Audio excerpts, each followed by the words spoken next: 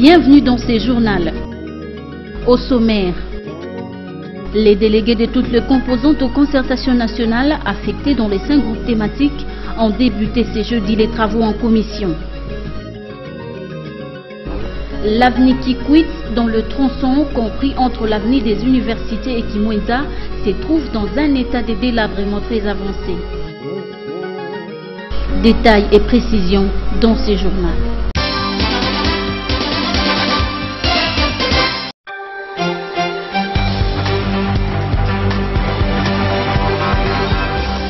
Partout où la paix en RDC se discute, le président de la République, Joseph Kabila Kabange, a toujours marqué de sa présence. C'est ce qui explique largement l'arrivée à Windhoek, en République de Namibie, ce mercredi 11 septembre vers 11h30 heure locale, 10h30 Kinshasa, du chef de l'État, Joseph Kabila Kabange. Les experts et ministres des pays concernés ont déjà traité des dossiers et préparé la rencontre de la Troïka de la Défense, un des organes de la SADC, à laquelle rencontre au sommet 2 autres pays membres ont été conviés.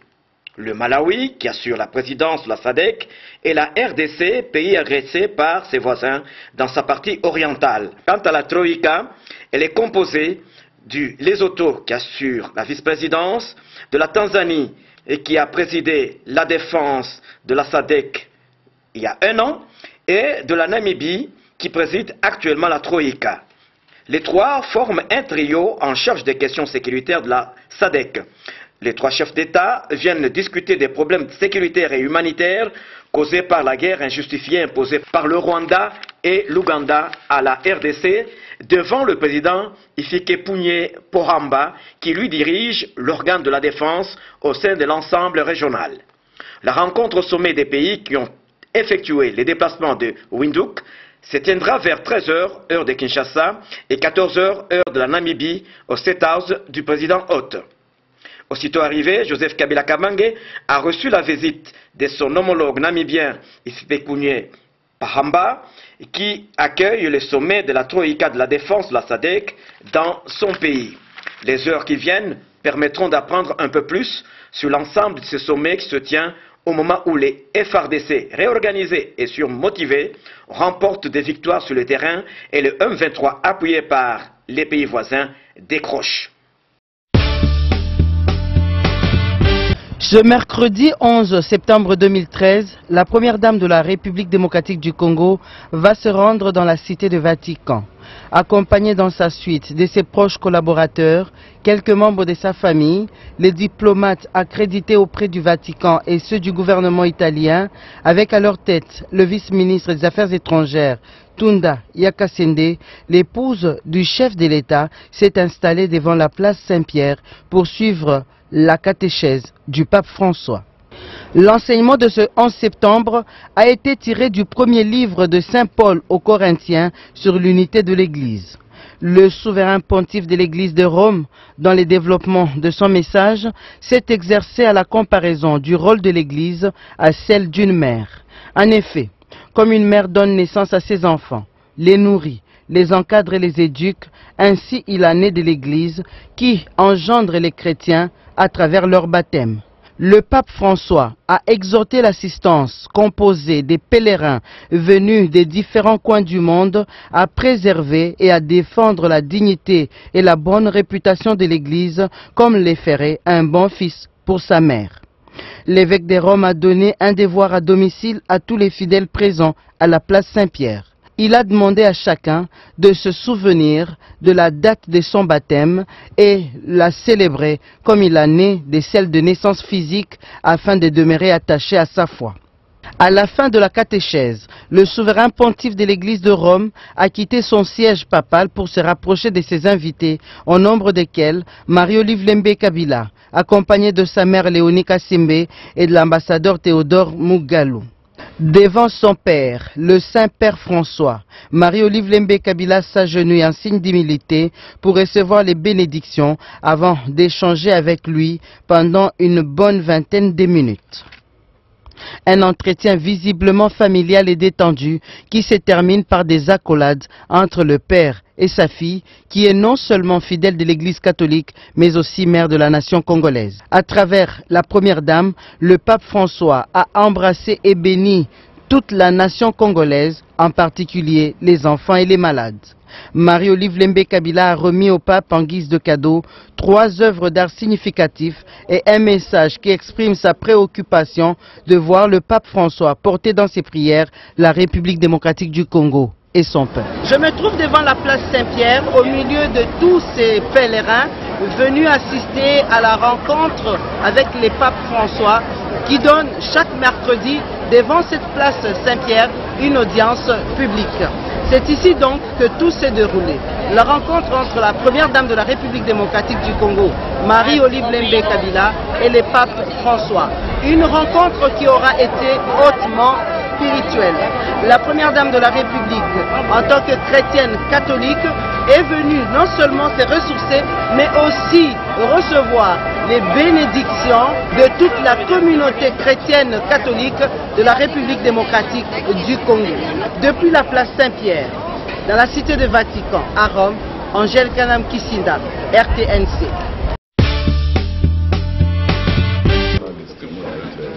Après la désignation des animateurs de différents groupes thématiques, l'heure était à l'affichage ce jeudi des listes d'affectation des délégués aux concertations nationales dans les 5 groupes thématiques. Après avoir vérifié leurs noms, les concernés se sont dirigés vers le groupe de travail car le défi qui les attend sont des tailles.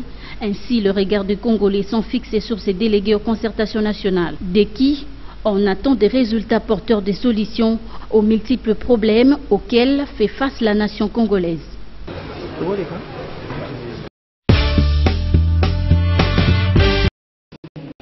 Nouvellement nommé, Stéphane Monde, chargé d'affaires de l'ambassade de la Belgique en RDC, a été reçu ce jeudi par le président de la Chambre basse du Parlement, Aubin Minakou.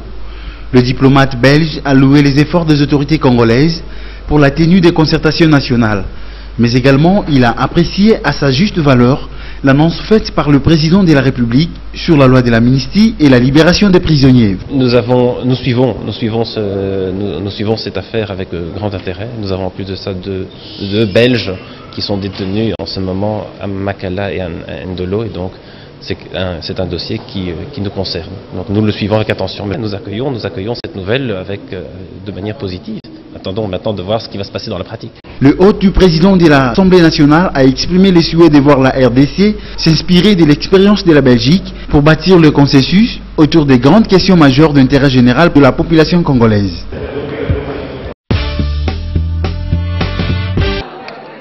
Ils sont au total 25 délégués, dont 23 hommes et 2 femmes, désignés au groupe des États généraux pour conduire différents groupes thématiques, à savoir la gouvernance, l'économie secteur productif, les désarmements, les conflits communautaires ainsi que la décentralisation.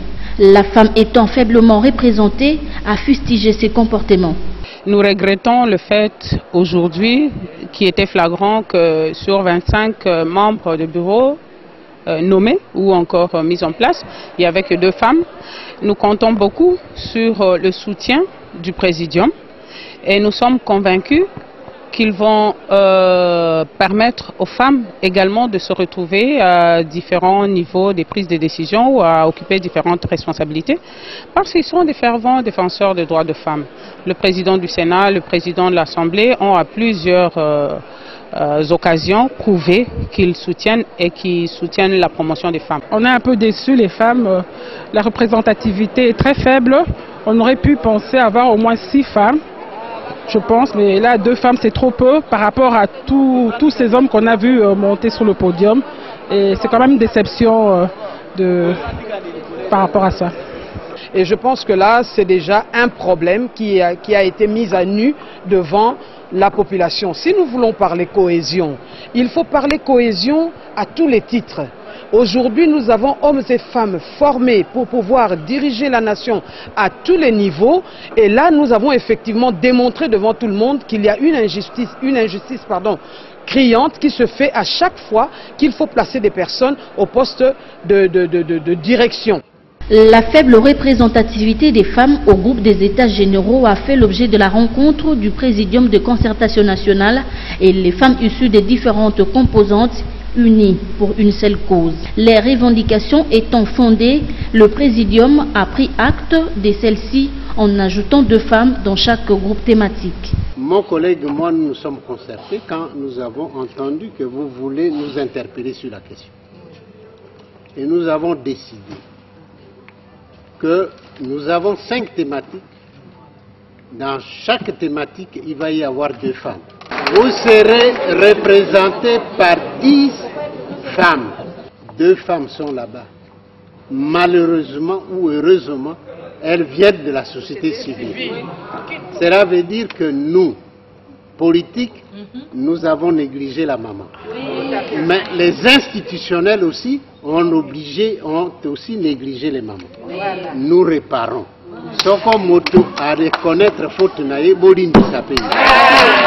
Les femmes ont salué la décision prise par le Présidium.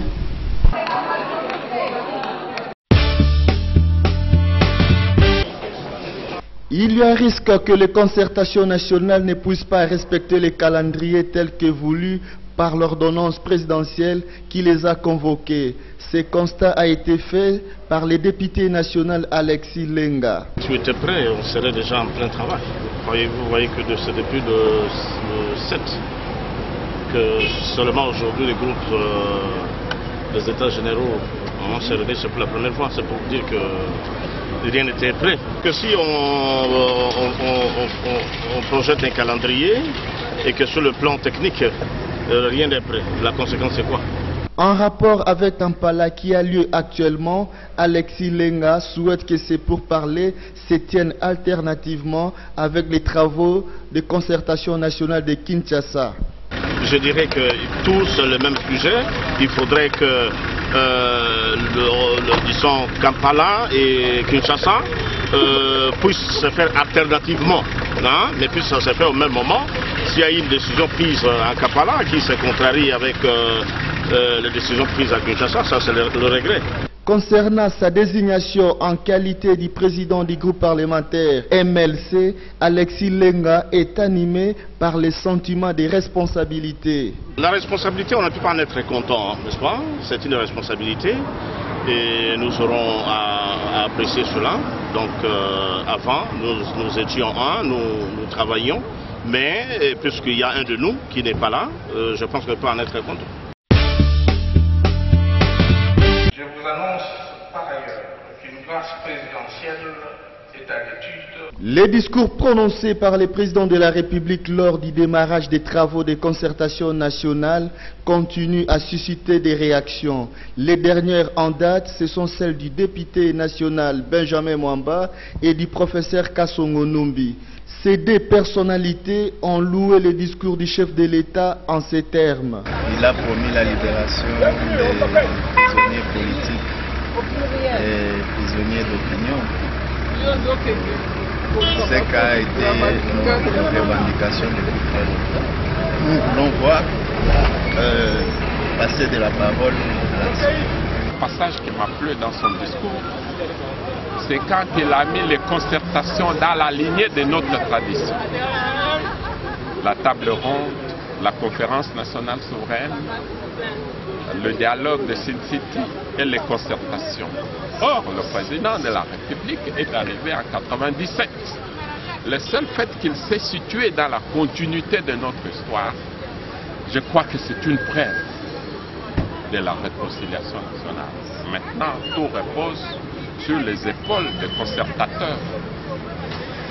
Est-ce qu'ils vont faire une analyse exhaustive, comme a dit le président, sans crainte, sans complaisance, pour que cet électrochoc nous serve comme ça servi aux Japonais, aux Chinois, aux Européens? Là, maintenant, ça repose sur nous, les concertateurs.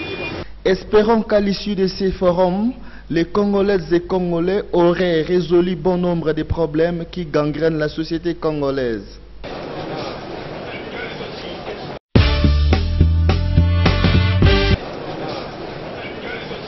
Les attentes sont légion à l'issue des concertations nationales dans le chef de la population congolaise. Dans ces contextes, la jeunesse dite l'avenir de demain place tout son espoir entre les mains des personnes qui le représentent dans cette rencontre nationale. Autant d'interrogations qui d'emblée manquent de réponses. Dans le pourquoi et le comment va se solder les concertations nationales. Au regard des multiples attentes, les jeunes Quinois n'ont pas manqué à relever certaines de leurs préoccupations qui du reste doivent impérativement trouver l'écho. Je trouve que les Congolais, tous les peuples congolais ont besoin au fait de la paix et qu'après ces assises ici, nous puissions avoir une paix solide, surtout pour nos frères qui sont à l'est de notre pays. Vraiment. Nous voulons qu'à la fin de cette concertation, que nous puissions avoir des solutions durables. C'est-à-dire quoi? Première chose, que la paix puisse se rétablir à l'est de la République démocratique du Congo. D'aider que la situation sociale des Congolais puisse se rétablir. C'est-à-dire quoi? Que les jeunes que nous sommes, que nous puissions avoir de l'emploi. Que les jeunes filles qui tout le temps vont dans les églises prier, chercher les maris par-ci par-là, qu'elles puissent se marier. Or, on ne peut pas parler de mariage tant que les hommes, les jeunes que nous sommes, on n'a pas du boulot. Butu moi tolingi to sepela to mona vérité oyo ezosalema na mboka na biso po bana mboka basepela biso tolingi mboka ebongama na nsima ya concertation ezala na nsima ya Kampala kuna mboka na biso ekende liboso tozali bato tokopérir na misère ya boyite. À la suite de ce que nous attendons de la concertation, nous voulons que le Congo soit uni ensemble pour l'épanouissement de notre pays. Quand vérité mboka ebonga pas eleki vérité zate. Moi je suis fonctionnaire de l'État. J'entends de cette assise quelque chose de consistante. Que je sois mieux payé, qu'on puisse se référer à l'accord de Mboudi. Moi je suis licencié. On ne paye pas mon diplôme de la licence. Je suis responsable, père de famille.